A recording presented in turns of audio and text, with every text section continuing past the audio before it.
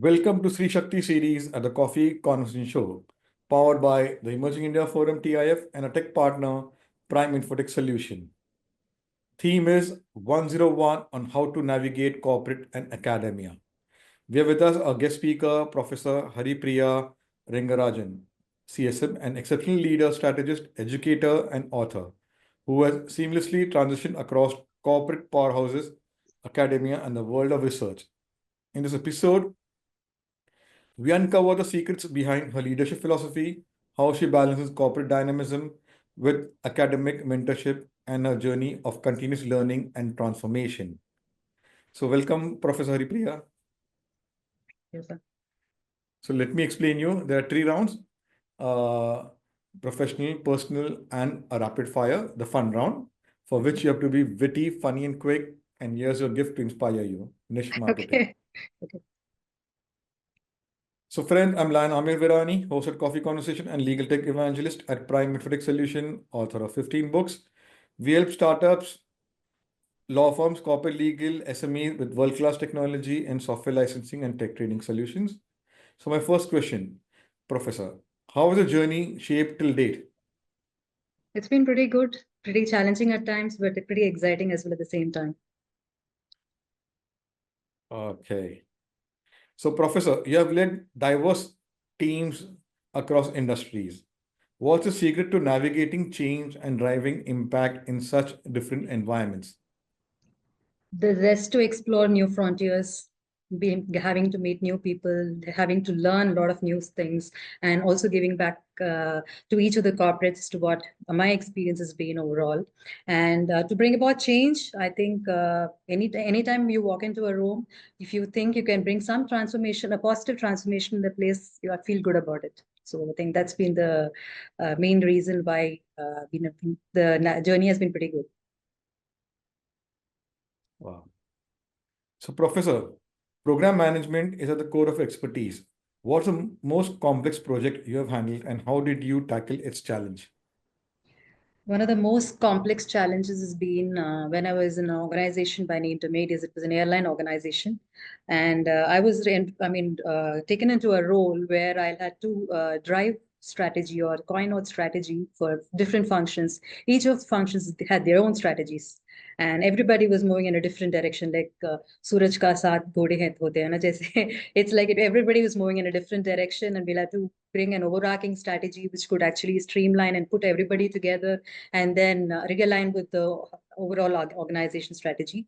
So that was the most challenging, and there has been a lot of learning out there, and it's about driving strategy, bringing about change in people, bringing about trying to explain what it means for the growth of the organization. I think there was a lot of learning, and it was quite exciting journey.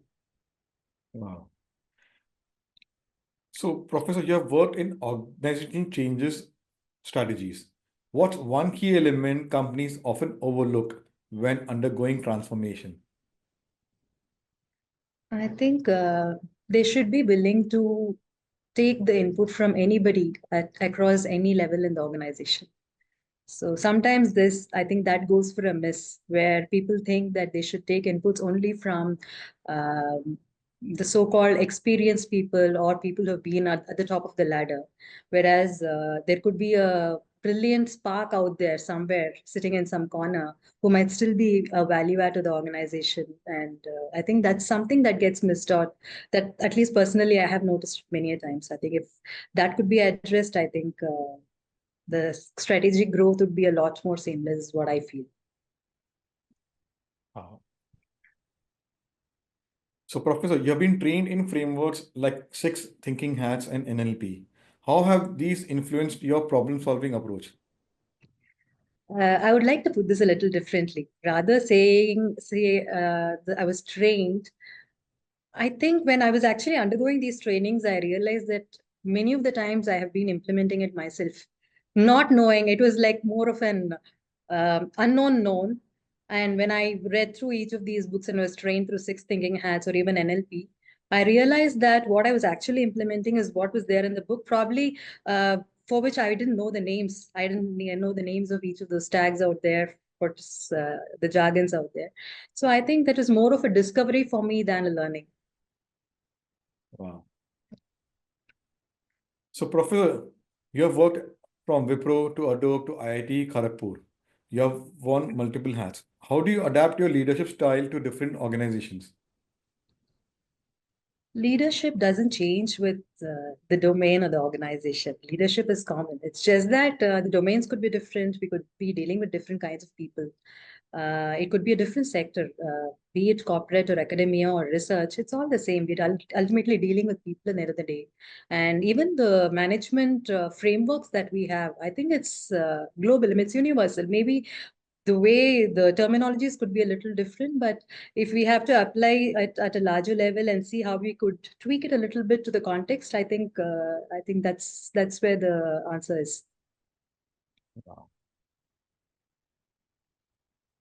So, Professor, the corporate world is fast-paced and often stressful. How do you personally maintain clarity and resilience in high pressure situations? The world could be fast paced outside, but if we are silenced from within, I think I think in that space we get a lot of answers, and I mean there's no stress there. I mean, I what I do is I do a little bit of meditation, a little bit of quiet time, a little bit of introspection, just practicing the pause in between two contexts, even during the day, and I think answers just emerge. Wow. So, who has influenced you from the corporate world, and what key learnings did you derive from them? Uh, a lot of people, Mr. Premji, when I was working with Wipro, for his integrity, for his humble nature, and I think I spent most of my time there. I think it's Mr. Premji is what I would say from the corporate world, and we have a lot of other people out there. Mrs. Sudhamurthy, whom we hear about, though she was not part of corporate, but still there's a lot that I have read about or listened to about her. I think she inspires me a lot. Wow. So, being an educator, researcher, and industry professional, what excites you the most about shaping young minds? The very fact that young minds are more open, because when we say people are seasoned, there's always a cliche that comes along with it, because they have their experience, they have their own baggage that they can come along with. But when it comes to young minds, I feel they're more open, they have a lot more to offer. In fact, there's a lot of learning from them. When I speak to young minds, when I walk into a college for a lecture, when I hear new things, even when I hear about something, some youngster whom I meet. It's like, for example, during the launch yesterday, book launch yesterday, I got to meet up with a 9-year-old child. She spoke of an AI software that she used to help her mother write a book. So that was new to me. So I think being more open is what inspires me, and what helps me to actually speak to young minds, and that's where the transformation can happen. Also, is what I strongly believe in. So, Professor, what got you into writing, and share about you have co-authored the book. What is it about? Okay. Writing, I would say I didn't know I had a passion for writing. In fact, I was when I was heading my function in MADs, I just got to start up with my own communication organization, a very small one, basically a 1 or 2 member team is where we were. And my little bit of writing started with my newsletters. But prior to that, like in small bits and pieces, I might have written a little bit when I was a student myself, but not as much. But when I moved out of corporate, I just got some opportunities to write, and that's where I got to know that I was quite passionate about writing. When I got into it, I, I got to hear from a lot of people that I'm a pretty good writer. So I think that keeps me going. And in fact, I do a lot of spiritual writing, philosophical writing. So it's the topic as well as the passion that actually it's about putting what my thoughts down without having to think too much.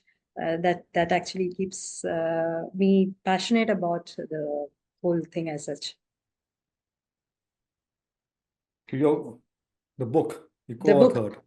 Okay, so the book actually it was about anthology of about 40 people who came together to bring about some change in the society. It got transpired from the gruesome episodes of Nirbhaya, Abhaya, and the likes of them. I think that was where the thought is. And there's one Mr. Ravi, if I can take his name, and he and his wife, they decided to bring this anthology. They just put it out saying, and whoever wants to write can write on this topic. And this is something that I've been wanting to speak about for a very long time. When you walk into a corporate world, what is how empowered are women? I mean, and how many women who are really capable manage to get to the top? That's one thing. Even at home, like how empowered are women? Are they able to voice everything that they want to actually speak? And such gruesome episodes where the social media and the TV is all about blaring their noises out when such incidents happen without even having to think about uh, what would the person go through. I mean, rather than just blaring about it, have they been able to do anything? Have such transformation really happened? Have those victims come out of it?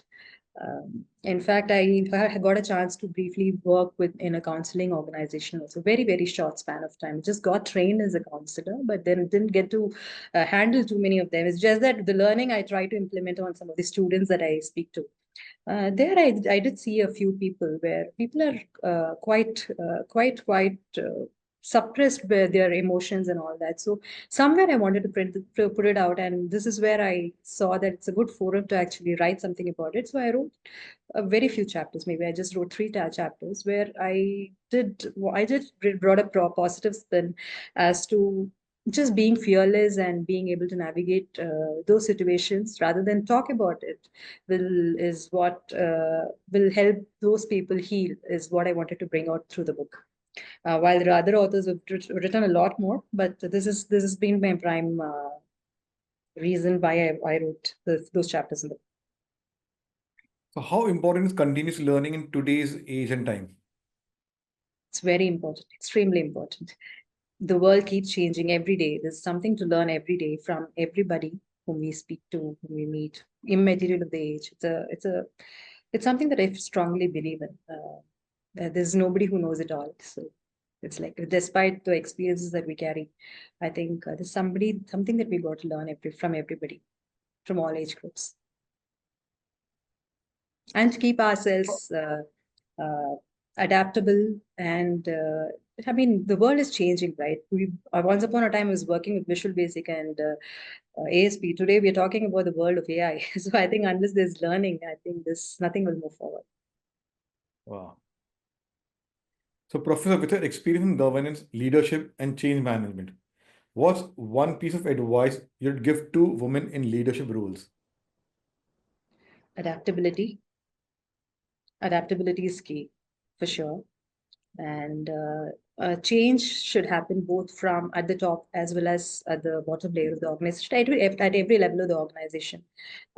Change happens at the top, and there's no change. Nothing is communicated to the other levels of the organization. There's absolutely people that will go to square one. Likewise, when change is inspired to everybody, and if the change doesn't happen at the top, if people are fixated in their minds, then is the change that we talk about is futile. So I think adaptability and having a growth mindset is extremely important in terms of leadership and bringing about change management in an organization. Otherwise, it's very difficult. I would say, if I have to put it in a lighter note, it's like, if we cannot bring change begins with ourselves. Okay, first, if and then we try to bring about change in change management, and if that also doesn't help, just change the management. So let's go to the next round and understand Professor Haripriya as a person. Tell us about your family and your formative years. Um, I mean, as an adult right now, or about my. Can go on from your childhood days to Okay, so let me keep it short right now. So I'm married with two daughters right now. So yeah, so the elder one is doing her engineering, and the younger one is at 10th grade right now. So, yeah, and formative years has been it's been good. I mean, I've always been pushed to learn and learn and learn a lot more. I was a child where it was like all work and no play, all study and no play. So it was like that. And it was always like, you do good, there's no big deal about it. But if you fall short even by a percentage, then you got something to do about it. Wow. So that's always kept me going and learning a lot more. So, Professor, when you're not solving strategic challenges, how do you unwind? Being with myself, with nature, maybe a little bit of music, listening to music, or just singing out a few verses that I know of. And a lot of quiet time. Solitude is what I would prefer. Wow. So, you have written about spirituality and well being. How does that reflect in your daily life? All the time. It does reflect all the time because it's about keeping the mind uh, tuned inwards than outwards to cut down all the external noises, go within, deep within. And yeah, so, and in terms of health and well being, it's about just being eating right, speaking right, thinking right, and making sure that the thoughts, words, and actions are in alignment. So, what's one hobby or passion that people might be surprised to learn about you? I like trekking, though I've not, I mean, probably I've done it many years ago. Haven't been able to do late recently, but I would like, I'm more an adventure loving person and I love to trek. Yeah. So, there is ad is there, Society Tika. You should, how she is a professional trekker. After marriage, she settled down, look after the kid, and husband tell you can reignite your passion and go for trekking. Sure. Sure. Sir. So my next question is related to that only. If you Yeah. could take a month-long sabbatical, where would you go and what would you do? Probably a mountainous place, maybe, I mean, I'm a person who would like to, where there's snow around, a little bit of lot of nature around, have spent some quiet time there, just being with myself, maybe being with my children, maybe writing a book, reading, and a lot of meditation, maybe. Is there a book, movie, or piece of art that has deeply influenced your perspective? Yes, the movie Life is Beautiful. It's inspired me quite a lot. Uh, it's pretty good. It's about bringing about even in the most dire of situations. How do you keep the thing that life is more of a game to enjoy than being too serious about it and cry about it in whatever situation. So that's inspired me a lot in terms of art. I think every piece of art inspires me. I mean, every art, piece of art, be it the drawing of my child or it's the drawing of the greatest of artists, I think it speaks, it's something or the other. And in terms of books, a lot, many books. I mean, I wouldn't want to pinpoint one. There are many books that I learned from. So what's a childhood memory that still inspires you today? Uh, there was a skit that I was part of where I was dressed up as I acted the role of Vishwamitra. When I look at the photo, I mean, I was quite a small child and I was decked in the saffron robes, and the saffron robes still, uh, I mean, they draw me quite a bit. So I think that's something that I feel happy about, and that inspires me as well. Wow. So what are your goals for 2025 personally and professionally? I would like to pursue more on my research, but perhaps I don't know. So I want to do a lot more in terms of tying down educational management together and do some research in that area. And also see if I can do lot more lectures, reach out to a lot more educational setups, and see if I can inspire change in students and see what best I can offer to the education. Wow. So this is Sri Shakti series episode. What does Sri Shakti mean to you? It's the innate strength that every woman carries. I mean, I would rather than just saying women, I mean, it's the innate nature, strength that everybody carries from within, and which propels them forward in life. Because nobody's life is free of challenges. So unless and until there's an inner power that keeps us moving, the resilience that we carry, empowerment is not given from outside. It's something that we draw from within. So I think that's all the Sri Shakti is all. Wow. So my last one will be, sorry, last two ones. What legacy would you like to leave behind? The legacy of being a good person, a good parent, and a legacy of probably having brought a person having been have brought out a significant impact, at least in young minds. Wow. So this is a googly one. Describe Haripriya in one line. I would say it in one word, a puzzle. Wow. So let's go to next round and have some fun. The rapid fire round. Morning person or night owl? Morning person. Your go-to comfort food. Curd rice. Best piece of advice received. Mm, just go with the flow. Your dream travel place. Switzerland. Favorite color. White. A habit that changed your life.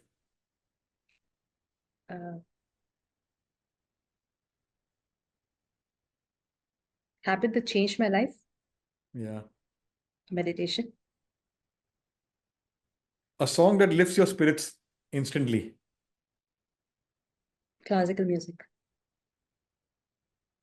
A life mantra you live by.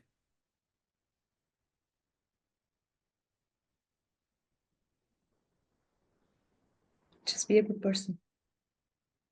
The last book you read.